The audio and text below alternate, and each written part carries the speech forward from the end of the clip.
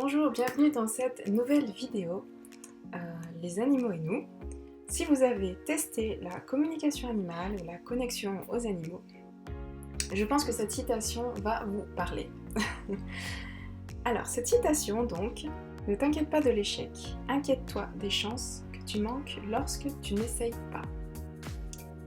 Quand on débute en communication animale, en connexion, tout ce qui est lié à ce monde-là, on a l'impression d'être en échec. Et la plupart du temps, l'humain se focalise sur « j'y arriverai pas ». T'as vu, j'y suis pas arrivée, ou oh là là, il y avait du bruit, mon chien m'a embêté, quelqu'un a sonné à la porte, voilà. Il y a plein de choses qui font que ça peut vous mettre en échec. Mais l'important n'est pas de se focaliser sur le fait que, non, là on n'y est pas arrivé, ce que j'ai dit ça n'avait rien à voir, voilà. Ça on le laisse de côté. En fait, dans toute nouvelle activité, que ce soit nouveau job, que ce soit nouveau loisir, nouveau sport, rencontre d'une nouvelle personne, dans tout ce qui est nouveau, forcément au début, on a cette sensation d'échec. Et ce qui est normal, quand on fait quelque chose de nouveau, si on ne se trompe pas, on ne peut pas avancer et on ne peut pas comprendre. C'est juste impossible. Au départ, quand on était bébé, on est tous passés par là. Quand on était bébé, on a commencé à vouloir marcher. Sauf qu'au départ, c'était super compliqué, c'était pas possible, on est tombé. Alors, dans ces cas-là, on s'est mis à faire du quatre-pattes pour certains, à trouver d'autres solutions, à se tenir, voilà. Donc en fait, l'échec nous permet de se réfléchir, de se dire ok, là ça n'a pas marché, d'accord, pourquoi? D'accord, il y avait trop de bruit, bon, la prochaine fois, je me mets dans une pièce tranquille, ok.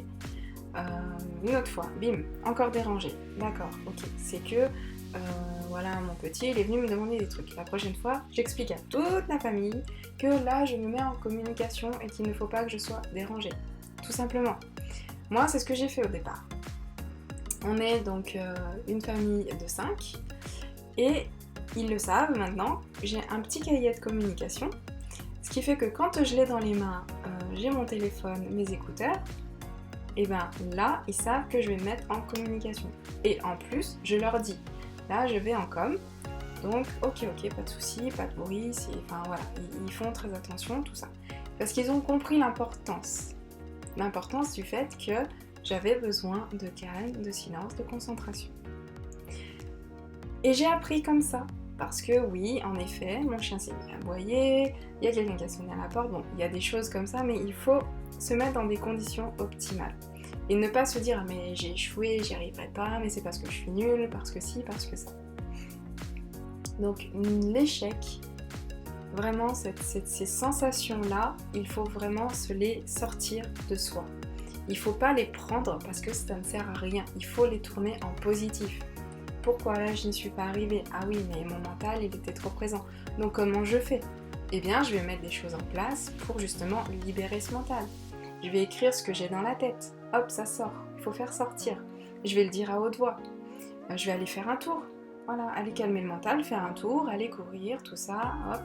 Pour certains, se mettre en méditation, ça leur fait du bien, ça les fait s'évader, et du coup, ils sont beaucoup plus concentrés.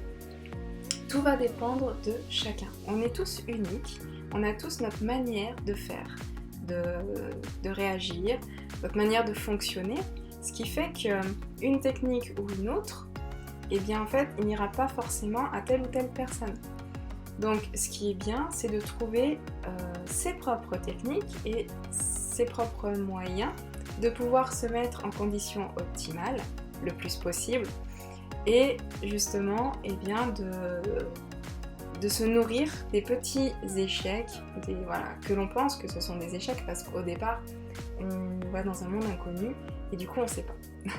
Donc ce qui fait que quand on commence, il ne faut pas commencer à se dire « ouais mais ce que je vais recevoir en fait c'est mon mental ». Non, ce n'est pas le mental, il n'y a aucune raison.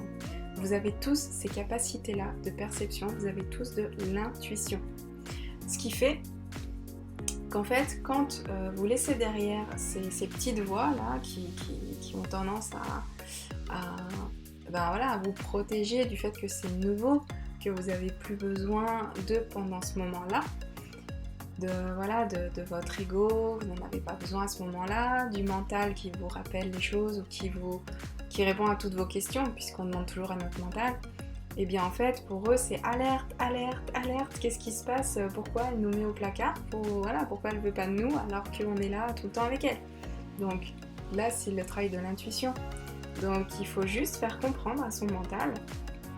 Il faut se dire qu'en fait, on a, comme dans les dessins animés, ça me faisait rire, vous savez, le petit ange et le petit diable. Et bien là, c'est ici il y a l'ego, ici il y a le mental. Et donc tous les deux, écoutez, voilà, là maintenant, là pendant 30 minutes, là j'ai pas besoin de vous. Donc merci d'être là, mais pour l'instant, là non. Voilà, j'ai juste pas besoin. Et on y va, c'est parti. Et ils vont être sur le fond, voilà, ils vont être en bruit de fond. C'est vraiment ça, cette idée de se laisser en bruit de fond, ces petites voix-là. Donc ouais, je trouvais cette citation quand même très parlante, parce qu'en fait, on passe tous par là. Quand on commence la communication, on passe tous par là, par le doute, ces sensations d'échec, de se dire mais non, mais moi je suis nulle, j'y arriverai jamais, mais moi je suis trop speed, moi je suis ci, moi je suis là. Voilà, ça c'est l'ego, toi t'es, non. Tu es juste toi, un être humain qui a ses capacités, comme tout le monde. Voilà, donc j'espère que ça aura pu vous aider, peut-être débloquer quelques petites choses. Et puis, ne vous laissez pas descendre par des choses négatives. Au contraire, rebondissez pour aller encore plus haut. Voilà. Allez, je vous souhaite une très belle journée. À très bientôt.